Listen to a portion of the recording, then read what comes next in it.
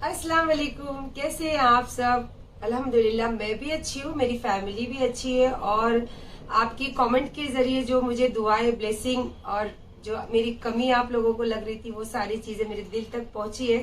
तो बहुत बहुत शुक्रिया। और मुझे लगता है कि कल का दिन आप सबका बहुत अच्छा गया होगा, और क्योंकि मेरा दिन तो बहुत ज्यादा ही अच्छा गया है। और जजाक अल्लाह, जो भी मैंने नीयतें करी थी मुकम्मल हुई। हाँ, ये है कि जो मैंने जबान से पढ़ना शुरू करी थी कलाम पाक, वो मुकम्मल अभी हुआ नहीं है मेरा, क्योंकि बहुत टाइम के बाद में मैं उसको पढ़ना शुरू करी हूँ। जब से मैं इजीली कलाम पाक का पारा लगा देती थी, सुन लेती थी, तो जब खुद पढ़ने लगी तो पता चलता है ना कि एक एक हुरूफ भी गलत होनी नहीं चाहिए आपकी। तो अभी तक तो कुरान शरीफ मेरी मुकम्मल हुई नहीं, हाँ लेकिन तिलावत चालू है। और बाकी दरूद शरीफ है, बहुत सारी चीजें हैं जो मुझे पढ़नी थी। और अल्हम्दुलिल्लाह अल्लाह पाक ने वो मेरी पूरी करवाई। और मैंने मेरे बुजुर्गों के नाम पे और मेरे हुजूर के नाम पे कल जो भी मुझे करना था वो करी हूँ।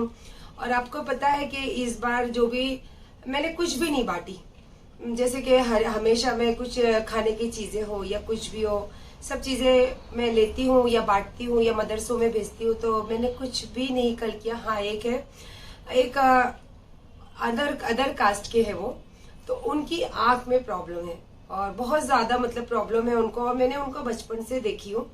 तो वो किसी से मिलने आए थे, वो मुझे पहचानते भी नहीं है। मेरे अचानक उनकी 3 दिन पहले मेरा सामना हो गया।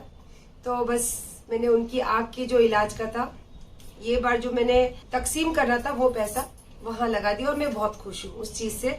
अल्लाह का एहसान है। कहते हैं ना, मैं हमेशा आपको क्या कहती हूँ, खिदमत अगर करने की हमारे दिल में ख्वाहिश है ना, तो अल्लाह पाक जरिया अपने आप बना देते। तो जजाक अल्लाह। और जैसे कि माशाल्लाह मैं 3 दिन से अपना ब्लॉग कुछ नहीं डाल रही थी, लेकिन ये है कि मैं देख रही थी काफी लोगों के वीडियोस है, ब्लॉग है, तो माशाल्लाह देख तो रही थी और उसके साथ और भी बहुत कुछ देखी हूँ।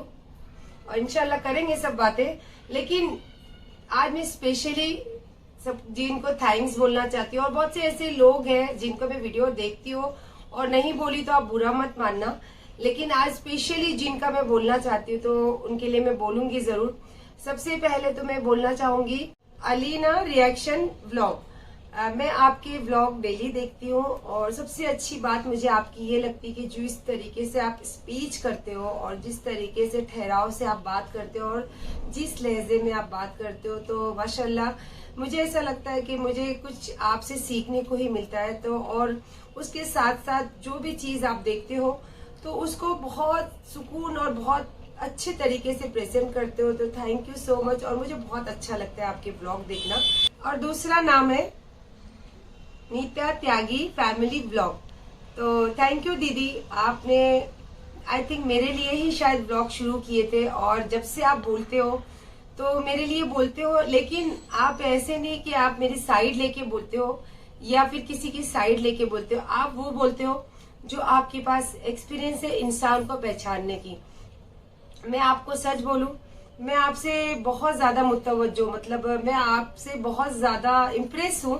बिकॉज आपका जो जजमेंट है और आपको जो इंसान को पहचानने की जो आपकी आंखों की ताकत है, वो बहुत मतलब 99% सच होती है। और मैंने बहुत बार आजमाई भी हूँ आपकी बातों को देखकर। तो थैंक यू सो मच कि आप मुझे भले वीडियो के जरिए ही सही, पर कहीं ना कहीं मेरी जिंदगी में आप एक अलग जगह रखते हो। तीसरे ब्लॉगर है बबली मोटिवेशन।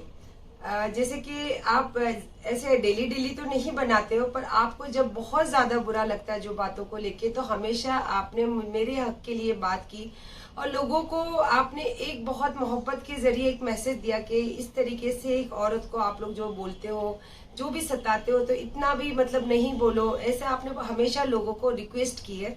तो मेरा दिल चाहता है कि मैं आपको थैंक्स बोलूं, क्योंकि अपने भी ये चीज नहीं करते और आप तो बहुत अनजान हो मुझसे, लेकिन आप मेरे लिए हमेशा लोगों के सामने एक रिक्वेस्ट की तरीके से बात करते हो। तो थैंक यू सो मच।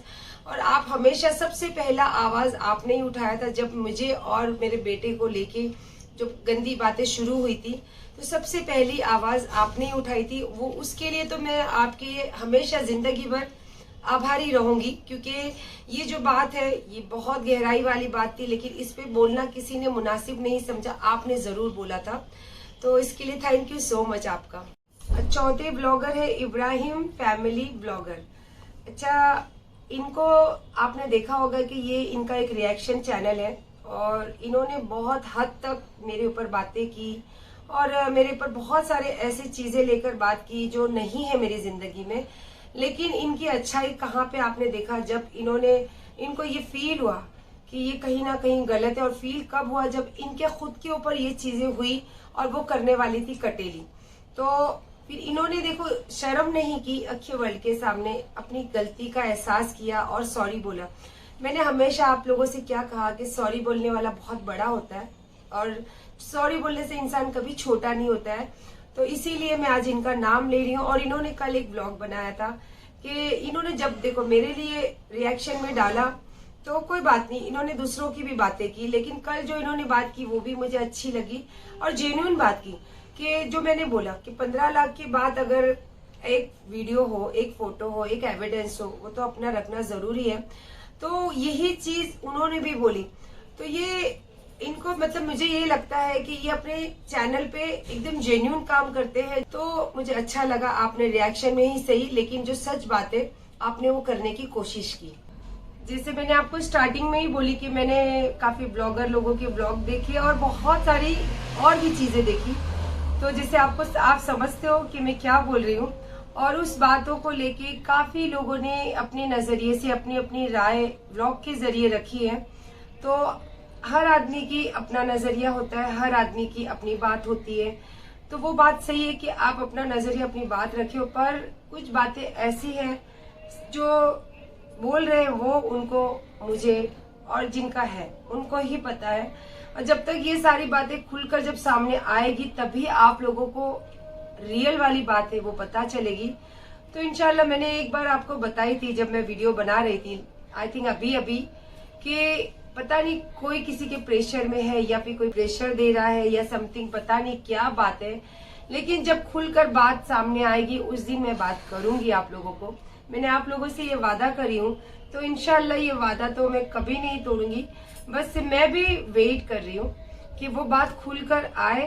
तो इंशाल्लाह फिर कुछ बातें जो है वो मुझे भी खुलकर करनी है, ताकि ये चीजों से जो आप लोगों को भी काफी इंतजार है, मुझे भी इंतजार है और ऐसे ही किसी और को भी इंतजार होगा। तो ये बातों का एंड होना बहुत जरूरी है। और बाकी तो कुछ नहीं, बाकी तो बस अच्छी खासी जिंदगी मेरी चल ही रही है और अल्हम्दुलिल्लाह पहले से तो कुछ ज्यादा ही अच्छी चल रही है। जैसे लास्ट मेरा व्लॉग में भी मैंने आपको बताई थी कि आधा घंटा या 1 घंटा इनफ होता है ना, क्योंकि देखो इसका जो भी एक्शन होगा इसका रिएक्शन देना भी बहुत जरूरी है और कोई भी चीज का एक एंड होना बहुत जरूरी है।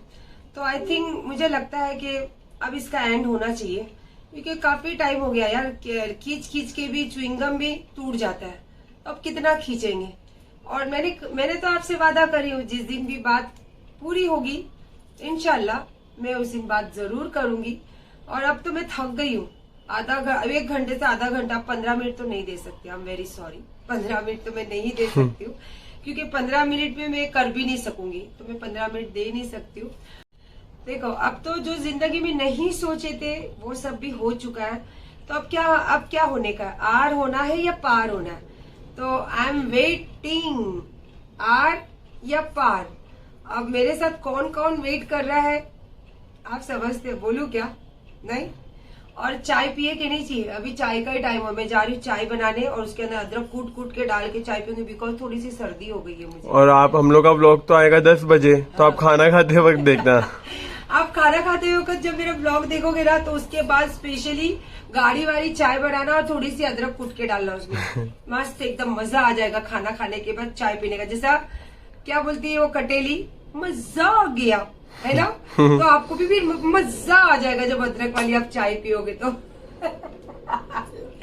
सॉरी, थोड़ी सी मैं क्या करूं यार, मजाक मस्ती मेरे अंदर से जाती नहीं। चाहे देखो इंसान ना कितना भी दुखी हो, जब आप अपने माइंड में ये सब चीजें लेके रहते हो ना, तो दुख कब आपसे दूर भागता है ना आपको भी नहीं पता चलेगा। और जिंदगी में ऐसे ही रहना, चाहे जितना भी दुख है, कोई नहीं आएगा आपका दुख कम करने के लिए। आपका दुख आपको कम करना है, आपकी खुशियां आपको बढ़ानी है, आपकी फैमिली को आपको लेके चलना है, बाकी सब मजे लेने के लिए और सब चीजें उसमें स्वाहा करने के लिए आएंगे। तो इसीलिए जैसे हो जिंदगी में वैसे ही रहना, और ज्यादा से ज्यादा बस कोशिश करना कि जो आपके रिश्ते हैं उसको सच्चाई के साथ और ऑनेस्टी के साथ अपने दिल में, अपनी जिंदगी में समेट के रखना। 2 चीज कभी मत भूलना, पता है, एक तो सायरा सत्तानी का ब्लॉग और दूसरा क्योंकि बिग बॉस से जब देखोगे ना तब आपको पता चलेगा ओहो क्या षड्यंत्र चलता है दुनिया में, और सीखने मिलता है। चलो फिर एंजॉय करते हैं आप और मैं मिलके 10 बजे बिग बॉस। आप देखना मेरा ब्लॉग, मैं देखूंगी बिग बॉस। बाय बाय, अल्लाह हाफिज।